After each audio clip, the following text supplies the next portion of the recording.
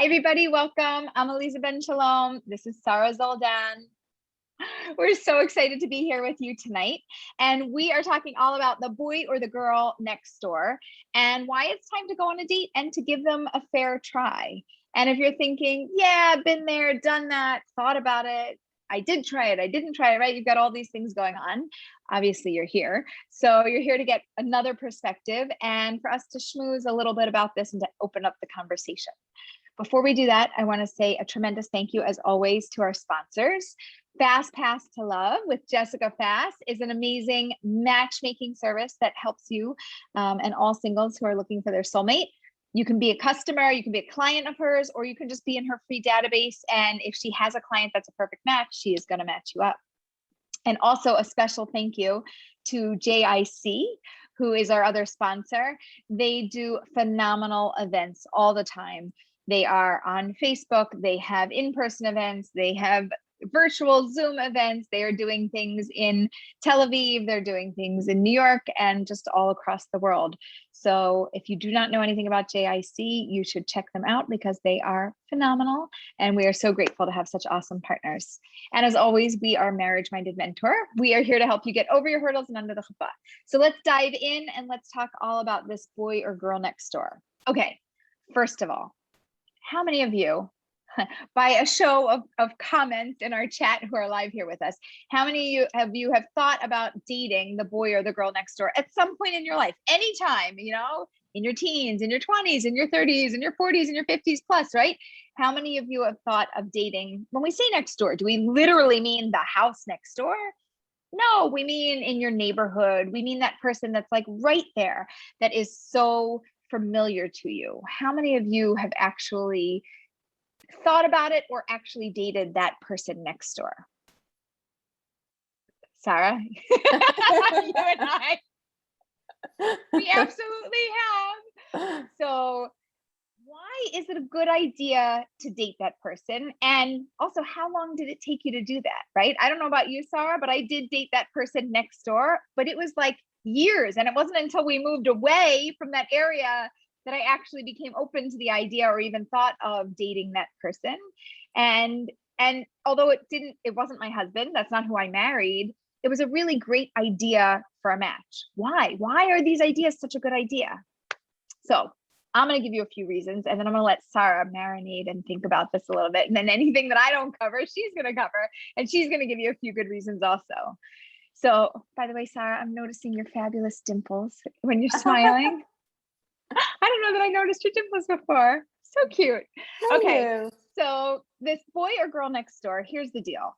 When you live near somebody in a similar community, in a similar area, you go to maybe similar schools-ish, right? There's something familiar about somebody. Foundation number one, familiarity. Oh, tripped over that word. But anyway, when you have things in common with people and you're familiar with them, there's a connection that can be made just because I know you. And I feel like I know more about you than I know about most people or any stranger that I might meet on a dating website or at a dating event. And I just feel a little bit more comfortable with you. I just feel a little bit more at ease. I just feel like I could have a conversation. Like you could be a good friend. Maybe you already are a good friend. And where there's a friendship, there's a foundation for a healthy relationship. Okay. So ride with me on this friendship relationship train for a minute. And we're calling this boy or girl next door, not just like your friend next door, but that person that you become comfortable with, you get to know them. You see them around town. You probably schmooze with them. You're probably a little bit more open with them. Why? Because you feel like you know them, because they're pretty normal to you. They sort of become like not your family, but you know, like that next circle. If I was drawing circles and I had 6 circles going like this, so you have your family, right? And then you have people like the boy or girl next door. They're in that like circle of friends, people that know you. They're there, they're familiar to you. There's something that's easy about it. And when there's something that's easy about it, it's a smart idea to look into it. That's the very base level. We have something in common. We know things about each other. I feel comfortable to speak with you, and there's potentially something that's here. So that's number one. Number two is one of you probably has a crush on the other, or has over the course of your lifetime had a crush on the other. Don't believe me? If it's not you, it's probably them. It's just my theory. Sarah knows this. This is how it works, right? If it's not you and you're not feeling so into them, they probably at some point were into you. And I would tell you, do a real check. Are you really not into them, or are you really pretending not to be into them because they're just like friendly and that friend person that lives there? You're probably a little bit into them. Maybe not 100%. I'm just throwing it out there as a concept. That's what I see often. And that's what I see in the patterns that are repeated with people that know each other. So those are two great reasons. Another great reason is usually your families or friends. They're usually close, right? Like, it just, if you were to get together and if you were to date and get married, you'd probably get along pretty well and things would work out nicely. Now you can always tell me like, Aleeza, no, I have that horror story of that neighbor next door. My parents hate them because they didn't trim the hedges, and then it was a whole big problem, right? That's not what we're talking about.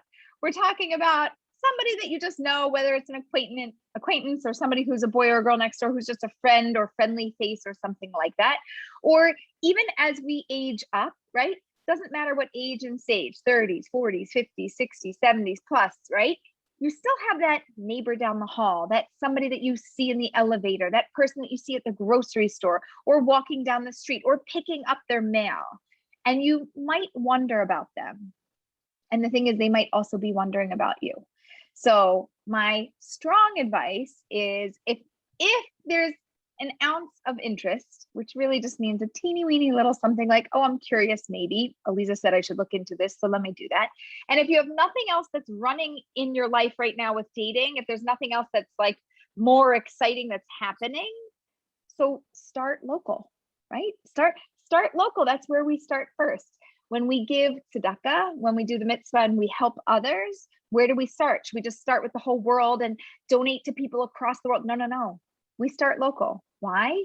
That's the most important place. And then we can outreach to the greater community and the larger world and go beyond our city, state, country and reach elsewhere. But we really have to start local first. And it's a great thing for dating as well. Now, on top of it, I'm going to add in Corona.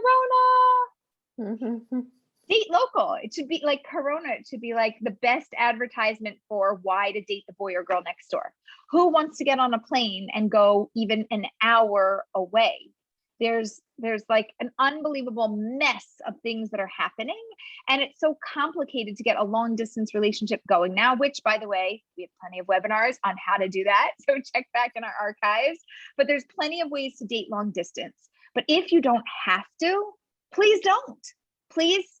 And if you're thinking, I don't know where to start or who should I start with, knock out the local options first. Pursue it. If it's not for you, move on. Pursue it. If it's not for you, move on. But don't start searching the rest of the world until we absolutely search our own backyard and we see who is close to us that we could potentially build a relationship with. Okay, Sarah, these are all of my top tips, reasons, justifications. Here's why this should happen. Do you have anything on your list or any thoughts of why we should date the boy or the girl next door that I didn't like hit on point yet? It's interesting because this is reminding me of like so many different things are like flying through my head. Initially I was like, oh, this sounds very much like date your friend. And then it reminded me of the whole friend zone webinar where we talked about, you know, why people friend zone and why you shouldn't do it. And I think there's two parts to when we talk about the boy or girl next door. One is when they are actually your friend and you want to see if you can take it from friend to something more. And two is when you're not necessarily friends, but like you said, you're acquaintances, you see each other. But it reminds me so much, like I think mystery in your history would be such a good exercise for this. And I know that that's one of the courses in Daters Academy, but how do you feel about letting everyone who's here now in on what mystery in your history is and actually maybe walking them through the process? Because I feel like that would be a pretty awesome way to to find that girl or boy next door? Okay, so mystery in your history is our very sweet way of saying, take a look back in your past, see if there's a mystery, somebody that we can uncover from your past, from your history. So I'll give you the short overview of what that looks like. And if we're specifically relating it to boy or girl next door and what that means and what that looks like, I will tell you it goes like this. So anybody from any point in your life, it doesn't have to be that you dated them, doesn't have to be that you were interested in them, doesn't have to be that they were interested in you, just has to be somebody that you could have potentially dated, whether you wanted to or you didn't, that was in your life, you should review, which basically means you have to do an enormous brain dump of everybody that you've ever known.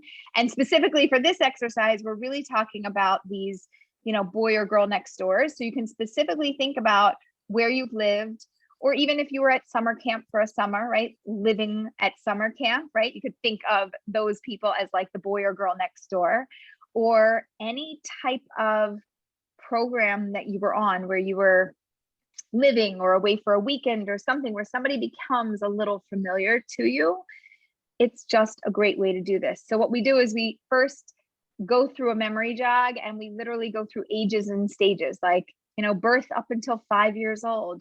Do you have pictures? Because I do, of the boy next door, right? And my mom she was best friends with the lady, and oh, wouldn't that be so cute if you guys got married, right? And think he's a couple of years older, he married somebody else happily, everything's great, right? I married somebody else, it all worked out. But if I was did you single, guys date? no, no, I dated his younger brother. That's funny. My mom set it up. It was one of those things. You guys should try it. Wouldn't that be great if we could be related? But it's just one of those things. But if I was looking back right now, if I was making my mystery and a history, I would start there. And then I would move to the next stage from 5 to 10 years old. Where was I living and what was I doing and who was I around? And I would just put names. Even I'm like, mom's best friend Cindy's son, right? Because I don't remember his name, right? Because I don't even know. But I would have to then do research to figure out who this person was. And then I'd have to do even more research to figure out, are they single or married? And where are they living? And what is their story? And is this appropriate? Like, we're talking detective level research here. Minor detective, like dating detective. Like, not that's a good creepy one. Stalking, but no, just like curious. Where do you live in the world? There's enough social media that if I plug in your name, I should find you, unless you're a privacy lawyer or worked really hard to be off of social media. And if you're married, okay, great, mazel tov, you're married. But you also might be divorced, because 50% of people are getting divorced. So I might still have a shot. And are you local? I don't know if you moved away or you didn't. And let me find out something about you.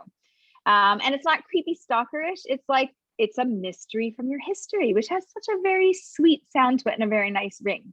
So I would go through my entire life like that. I would chunk it by 5 years, 10 to 15, 15 to 20, go through your college years or university if you had. If not, go through whatever other experiences you had, then through your 20s, then through your 30s. You can start to go by decades as you get older. But don't forget about those places you lived, right? The address that you were at, or the people that you knew while you were there. And just start to spark a remembrance of who you were around and who is potentially available. Like, I know that I went on summer programs to Israel, right? And we did these US-wide summer programs, and it was a whole bunch of guys and girls, and we had Shabbatons, and we really got to know each other over the course of 6 weeks. So if I was going to go back in my history, that would be one of the places I would look. I would get a whole list. I feel like going back to all my old girlfriends. Do you have a list of everybody who was on that? Do you have everybody's name? I don't remember their name. Do you remember that? Do you know where they're living? Are they single? Is anybody single? Right? Like, I would totally stir the pot, and I would be digging for a mystery. Why? Because it's so much easier to start something with somebody that you have some sort of a history with.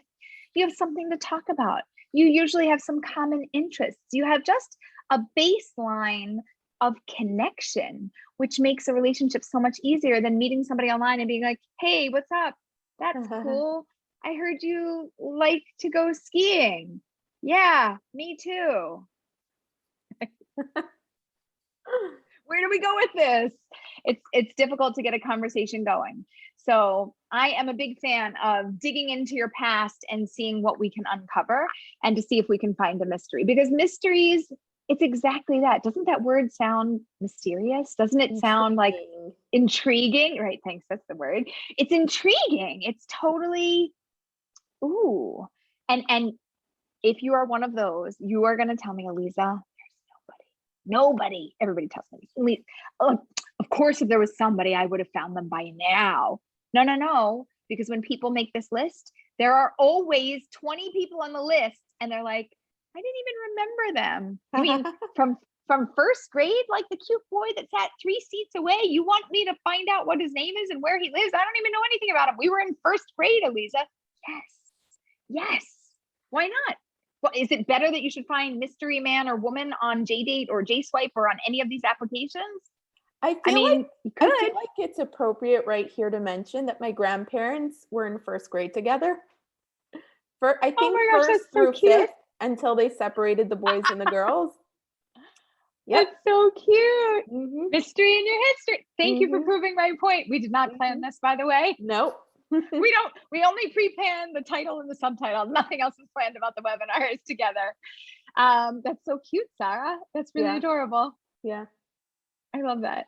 Okay, so see, mystery in your history wins again, and Sarah is here because of that amazing mystery in your history. And they didn't even know me back then. So it just works out. But it proves my point that it happens all the time. I have had clients that have dated mystery in their histories. Some people it's worked out and they've gotten married. Other people, they're like, Aleeza, it was a really good shot. We dated for like 6 weeks or 6 months or whatever it was. It was like, oh, but it didn't work. But thank you, because it was an amazing idea and I would have never thought of doing that. So that's my plug. Just try mystery in your history. Try it. Even if you, especially if you tell me there's nobody, I am confident you will find at least 3 people to look into. And if you're just not curious enough, if you're like, I don't like research, I don't want to, social media look people up or Google people, like it's not my thing. Get a friend who likes to do it for you. Just give them a few names. People like to do this. It's like a puzzle. So that's my plug. Aleeza, how many of the people that you know of who completed mystery in your history, the process, how many of them actually dated someone from their history? Oh, a good number dated. I thought you were going to ask how many got married. I'm like, oh, I don't know if I have those stats. How many have dated people from their past? I can usually get people to date at least one person from their past. Sometimes we can find 2 or 3 golden nuggets. It's never like, there's 10 people on this list and it's like a list of 50 people, or it could be 150 people. Like there could be 20 people. And we usually find between 1 to 3 golden nuggets worth looking into. And maybe you could find 5 more that are like, yeah, I'm not super excited, but 3 that you're open to. Right. And I did have a client who had this mystery in her history and she was totally not gonna, date him, had that boy next door kind of look, that whole thing. And she's like, somebody like him, but not him, somebody was probably a little better looking, a little this, a little whatever, you get used to the people around you. They don't become so amazing. People are only amazing if they're exotic from foreign countries and different, right? So she's like, but not him, but just like him. And I was like, yeah, tell me again, why not him? And she tried to explain, and I was like, yeah, your justifications aren't good enough for me. How about if you go out on the date and after 2 or 3 dates, you don't really want to go out with him anymore? I'm fine. I'll buy into it. But before that, I'm not interested. And she agreed. And, I think they have 2 kids, 3 kids maybe now. That's crazy. Yeah. And that's actually a wedding that I went to. I don't always get to go to my clients' weddings, but that's actually a wedding that I got to go to, which was awesome.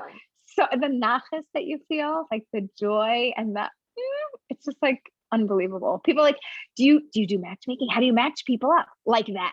That's my favorite way to match people. Yeah. So basically you're saying, try it. Try it because it's a better shot than some other things, which I would call a shot in the dark or just less lucrative. It doesn't always pan out as sweetly or as easily. That makes sense. All right, we got a few questions that came in. We're going to ask the questions that are relevant to this topic. So here we go. Aleeza, how do I ask the next door neighbor out and not make things awkward? Okay, I like this question. Thank you, because things can get awkward because you kind of know each other. And then are we going to be friends afterwards? Aren't we going to be friends? Who's going to break whose heart and what's going to happen? And also, what if they're not even interested? Right. And what if they're not interested? Okay, first of all, backbone, spine. I need you to be like core strong, right? Like that sit up, good posture. I feel my best self. And I need you to say to yourself, I'm going to make an effort. Maybe it's going to work. Maybe it's not going to work. I don't know. If it doesn't work, I'm not going to make it awkward. And even if they make it awkward, I'm going to work really hard to make it sweet, just to show that we can get through this gracefully. Okay. Now, does it have potential to be awkward? Yes. Does it have potential to be like ruin everything that you have? Yes. Is it worth risking that? Yes. Why? Because right now you have a friend, but a few months from now or a year from now, you could have a spouse. Is it worth the risk? Yes, because if this is your person, it's amazing. If it's not your person, you just told me, because I told you, you told me, you're going to do the best thing in your power, the most that you can to not make it super awkward. So how do you not make it super awkward? I come up with all sorts of things, and it depends on your situation. So sometimes I say things like, let's just see. You could simply do something like, do you want to just grab a cup of coffee, hang out? How are you doing? It doesn't have to be like an official date. You could start out super casual. Other people, we've said things like, I was thinking I was going to set you up with my girlfriend, guy friend, whatever. But I was thinking, how about if we just grab a cup of coffee first? Like maybe we should get to know each other a little better. Right? Make sure you make those eyes. Just kidding. You can say, dating long distance isn't the best thing. And it made me like reevaluate my, dating and what's happening. And I was just thinking, maybe we should go out. Again, you can make it super casual. Like, let's grab a cup of coffee, or can I take you out for lunch sometime? Like, let's go. I know you like so-and-so cafe because you're neighbors, right? You want to grab a bite to eat, something like that. And something that's just warm and inviting. And if you hear like there's a pause or there's let them say whatever they want to say. And they're like, you can also say like, oh, you could think about it if you want, you can get back to me. You can say things like, listen, no pressure. We're just both local. The world is kind of upside down. So I thought I'd give it a shot. Right. That doesn't seem crazy anymore. The world is upside down. This does make sense. You both are local, and anybody they should feel, complimented that there's an amount of interest. I'm not saying you want to, take this anywhere, but there's a level of interest, and that's really wonderful. And so they should feel good about that. Don't be super stalker-y and don't be awkward and weird about it. Just try to be authentic, try to be genuine, and just give a real reason. Like, you can even say like, I've been reading up on dating and a lot of things. I'm pretty serious about finding my person.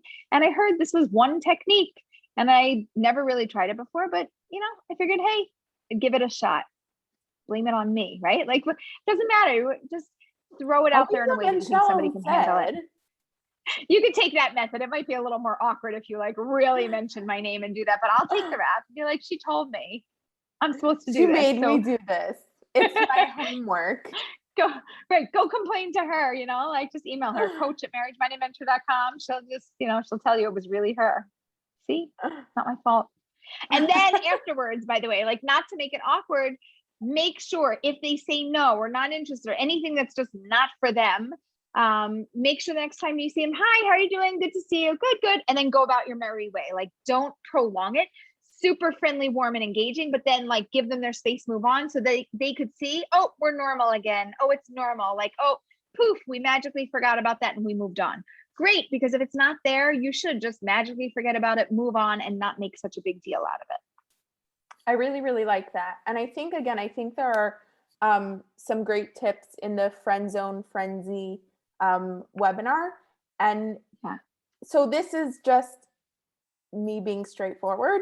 but I've also totally had conversations with guys that I've dated who I knew I was going to see around, whether we lived in the same neighborhood or we went to the same events, circles. whatever, same circles. Yeah. Like we'll have a conversation like, okay, this didn't work out. Let's not make things awkward. Like I won't make it awkward if you don't make it awkward. Or if sometimes I could tell they would be uncomfortable. If they're the kind of person to be uncomfortable, I would be like, hey, do you want me to say hello to you when I see you at an event, or would you prefer I don't? And it gives them an opportunity to just be like, no, that would be really uncomfortable for me. No big deal. Like there's enough people in the room. Or they'll say, oh yeah, that's fine. And then you get like the cute little wait. You know what I mean? But just asking, like putting it on the table, especially if you're neighbors and you're going to see each other, like, hey, I'm still going to say hi to you the next time I see you. It's all good, you know? Right. I love it. And I love the Sarah, just like, say it like it is. Let's just have a straightforward conversation. Like, hey, so it didn't work out between us. Maybe, you know, I have a friend, maybe I'm going to set you up. I'm going to look into that. I'll be in touch. Right. Like anything, you could just do anything to get over the awkwardness. Right. Yeah. Awesome. Even for that, I remember like again, this was when I was like younger and more in the more right-wing circle, but like, I'll also say, if I have a friend that I think would be a good idea for you, would you be comfortable if I reached out to you, or would you prefer I had someone else set it up? Right. Not I've heard totally you say that before. What? I've heard you say that before. It's really? Like, it was like one of your, it's like one of your go-tos. Yeah. Yeah. All right. So this is kind of like a follow-up question from someone else, but what if something negative happens with dating the person next door and you're still living very close to them after that? So it did get awkward. Okay. It did or it did end badly. And it did end badly. And you're not looking to reconcile, like you're done because now you've seen a side of that person that you didn't want to see. And it just made things weird. So now I would go for just the very, you know, you pass in the hall or down the block or in the grocery store. And it's just one of those like, hi, head nods, bobblehead, right? You know, like, hi, and move on. There's no conversation. There's no schmooze. There's no, how are you? There's no trying to not make it awkward. There's just neutral. Like, I'm just going to be an acquaintance. I'm going to be just a normal person to you, but I'm not going to engage you at all. And again, I still would have rather it's like any other person, this, like, friend. Yeah. But just like, hi, I don't want to have anything to do with you, but I don't have to do anything negative. Just like, hey, what's up? Good. Move on. And then every time you move on, you're kind of like, okay, dodge that bullet. Aleeza made me open that can of worms. I'm like, oh, okay. But it is what it is. Again, if it was your person, you'd be thanking me. If it's not your person, just don't make it awkward or not as awkward as it has to be and just move on. That makes perfect sense. With regards to approaching someone, how blunt can you be or not? Ooh. Everybody has different styles and everybody has an appreciation for different styles, right? So Sarah's got like the direct say it like it is style. I have worked so hard on myself to have more of that incorporated, but I still do like a little dance around the topic. So if somebody was approaching me and they were direct, I might appreciate it, even though I might not be able to do it myself. So I am just going to say, if you're on either end of the spectrum, like the super, super direct or the super, super indirect, where I can't tell what you're saying, or you're saying it so much in my face that it's like weird, right? Just inch your way in to like a little bit toned down or toned up, whatever it is, so that we could hear you a little better. Sometimes if you're too direct, it's just awkward and weird. And sometimes if you dance, I'm giving you both sides. So if you dance around the subject, it's like, what are you saying? Right. You wanted to do, why do you want to know what I want to do on Tuesday? I don't understand. It doesn't make sense. Yeah. I always say I like to write because I think it gives a way to not put someone on the spot. So if we already have a texting relationship or something, I'll send them a message, an email, something through Facebook Messenger or something like that. Yeah. But I also know it's interesting because I've always been like, I'm going to go that route because I can articulate myself better and it doesn't put them on the spot.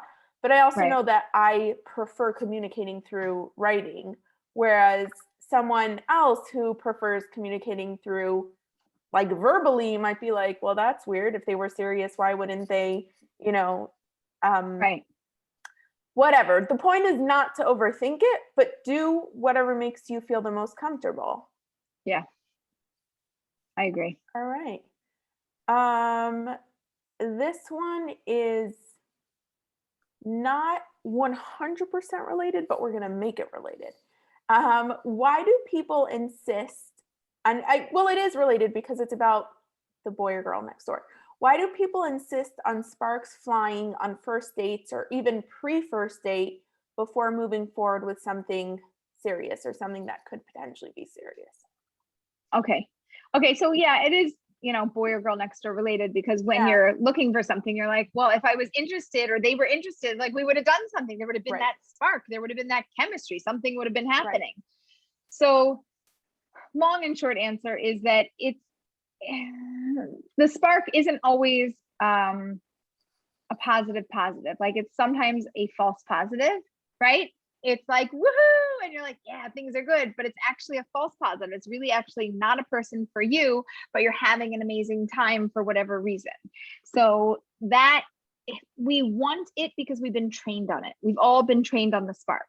Watch any kind of movie, from a Disney movie to an adult movie to anything in between, even the ones that are like the most modest and the most everything. Everybody is still looking for that something. Why?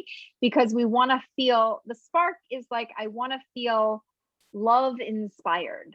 I want to feel inspired by love to do something about this. And I want to feel so inspired that I can't resist doing something. Like I can't go back to my life. I can't, because I have to pursue you, because I just feel it and I know it. What do you know? I don't know. What do you feel? I don't know. But I feel something and I know something, and we all want that, because that's something for us that feels or makes us think without a doubt, this is for sure something. And if I'm not feeling that, then it just must not be what it needs to be. But it's not true, because often what happens over the course of time is that we grow in our feelings and our love and our depth of a relationship for somebody. And through time, we really become very bonded and very connected to them. And you might not see that spark, even though it's really strong. It might be something internal. It might be something deep. It might be something that grew over the course of time. So it doesn't, like, a spark happens spontaneously. Right? We go from nothing to spark, from 0 to 60. It's not how cars move in general, unless you're driving a race car, which not many people do, right? A race car could go 0 to 60. Your car, how fast does it go? 0 slowly to 60. Okay. And what you feel over the course of time from 0 to 60 doesn't feel like nothing to zoom. It just feels like, and we like ramp up the relationship and we ease into it. And then all of a sudden we're going 60. Does 60 feel fast? No. Why? Because we didn't like, boom, take off. It didn't like spark. So that spark comes from, I don't feel anything, to wow, I just felt something. But when you're with somebody you know, it's like, I feel something. I feel an amount of something. I'm somewhere here. And then I feel something more. But there's never that moment of like, wow, and it doesn't pop. And so now I'm not super internally motivated, because maybe there's somebody else that has that spark. Maybe I'm going to wait. Now I'm going to go find them. But it's not going to be, it'll be sparky, but it might not be as good, sweet. It might not be as long lasting. And some of these other relationships are just a stronger foundation and longer lasting. Basically, you're saying the spark isn't necessary. But you think it is. It isn't, but you think it is. And we all want it. Not all of us, but a majority of people want it. Thank you, They're Hollywood. seeking it. Thank you. Yeah. Yeah. We have to redefine what spark is, Yeah, right. Spark is a marriage that lasts a lifetime. That is a spark. We have another webinar on, I forgot. Oh, the spark. It's called like the spark. Soulmate spark. Yeah. Where I think you differentiate between that initial spark that you were just talking about versus the spark of your soulmate that comes with time and with developing a relationship. You want a spark, but you want the right spark. You want the soulmate spark. Yeah. All right. So we have one last comment that came in that I would like to pose to you as a question.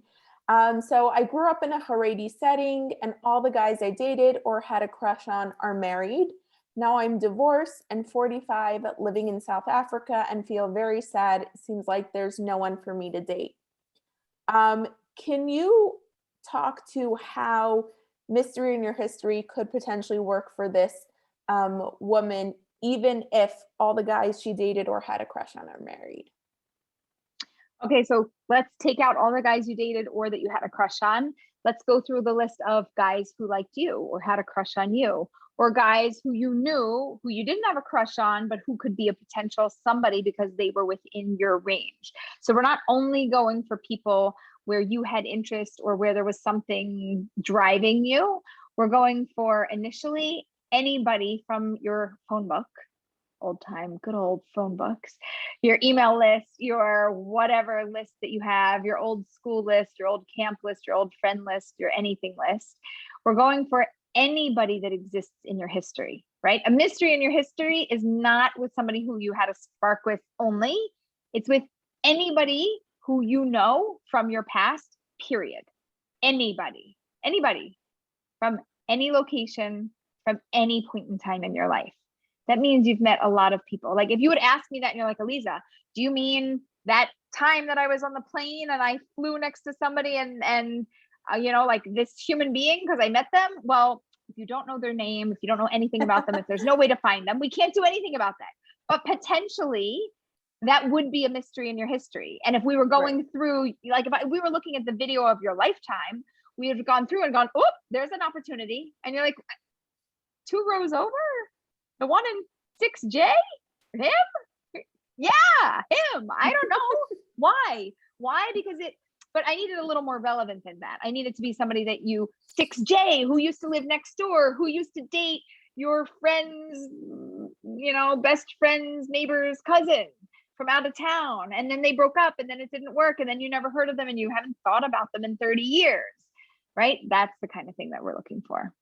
And one other thing that you mentioned also, Aleeza, is a lot of times people get divorced, just like this woman who's asking the question. So it's totally worth checking back on those guys. You never know. Even if it's awkward. Like I have had people and they're like, Aleeza, I was like a bridesmaid at their wedding. That is awkward.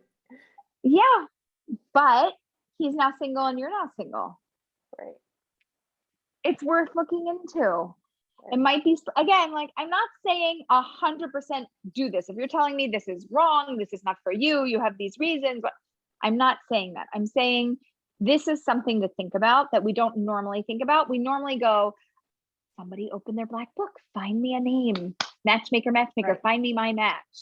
I'm telling you, open up your own black book, open up your own history, open up your own opportunities that are right there in front of you, because often I find that what we want and what we need is so much closer. Sarah is laughing at me. I love you. No, I don't know why this just came into my head, and I'm just like, your own black book is the blackest black book. That's what's going through my brain. So yes, you need your own little black book, and that's your history. And if we had a videotape of you, which you'll get to see after 120 when you're in the next world, but if you could do that now to the best of your ability, that's what I would recommend that you do. Love it. Thank you. Awesome. So, okay, do we have any other questions or any other things on this topic? And by the way, if you run out of people and you run out of ideas and you run out of things, what could you do to jog your memory? Because you might need to do a memory jog. You could talk to your old friends. You could get in touch with old friends. They'll be like, oh, don't you remember so-and-so? And you're like, oh, yeah, not really. Are you in touch with them? Are they single? Right? They're like, no, they're married with 6 kids. You're like, okay, who else you got on your list? Next. Right, next. Right? It's okay, move on. But jog your memory, jog your friends, your family's memory, like just get back into it. Don't open up anything that you are going to regret, meaning there's a history of trauma or abuse or addiction or anything bizarre or out of the ordinary or dangerous or unsafe for you. Not at all what we're saying. What we're saying is to evaluate the people that you have been surrounded by, because it's like little puzzle pieces and little clues to where you might find your soulmate. God bless you. Thank you. So that's what we would recommend. And it's worth a shot. It's just worth a shot. And the boy or girl next door, the other thing about them is that they're usually like too nice, too sweet, too good, too everything. And you might be wrong. They might really be worth a shot, which is why we did a whole webinar on this, because most people overlook that and they can't see past the friendly boy or girl next door. They can't see past that, like, nice little neighbor. Doesn't appear to be so cute or so awesome in any way. You're just like, whatever. But you might not really know them. You might not have gotten a chance to know them, and they might not really know you. You know, like, how good of a job have you done to be like, hi, how are you? What's doing? Oh, how's the family? What's good? Right. Maybe you've done that. Maybe you haven't. Like, maybe it's a close boy or girl next door friend, or maybe it's somebody really distant from you that you just, they are next door technically, but you don't really know them. There's just so many opportunities. We're just turning over every rock to find your person. That's all. Want to look everywhere. Aleeza, before you wrap up, I just want to read this comment that came in. Someone said, I'm now going out with a guy who I was first set up with 6 years ago. He said no then, and then initiated contact again now, which made me happy because I remembered liking him. So now we are slowly building a connection, and it's created a nice story, even if it doesn't end up working out. I love that story. I love that story. And those, by the way, those are some of my favorite matches. Again, you have history with this person, right? Maybe they weren't the boy or girl next door. It's just a previous person you dated, but there's a connection like that. And you're totally right. There is a story there. When you have a story or the foundation of a story together, you have the potential for a future together. There's just something that's there. It's just the way that life works.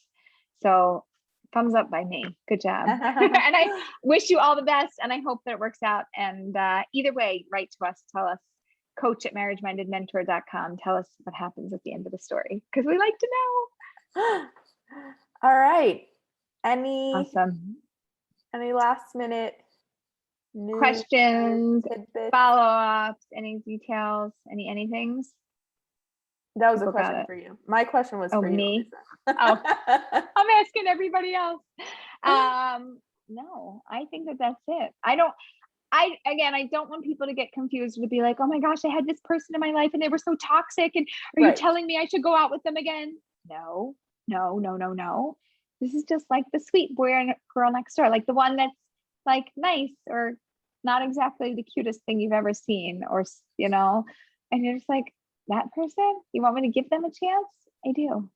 Yeah, I do. Yeah. All right. And we don't have a webinar next week because of Shavuos. Correct. So we will be in touch with you via email about what is coming up. And as always, we're so glad you're here. And we're so grateful to our sponsors, JIC and Fast Pass to Love. You should take a visit because they are our matchmaking and event coordinating partners in the industry. And in terms of coaching and relationships, we work as dating and relationship coaches. You can find us at marriagemindedmentor.com. Yes, it's a mouthful and I say it really fast, so I'm sorry about that. But you can find out about all of our coaches there. And we really have some phenomenal coaches. And everybody has like a specialty, right? Like if you're a woman in your 20s and 30s and you're looking for a coach, I'd tell you to work with Reagan. She's fantastic. If you are male, female in your any age, 20s, 30s, 40s, 50s, 60s, 70s and beyond, we have Michael and Shira, who are wonderful.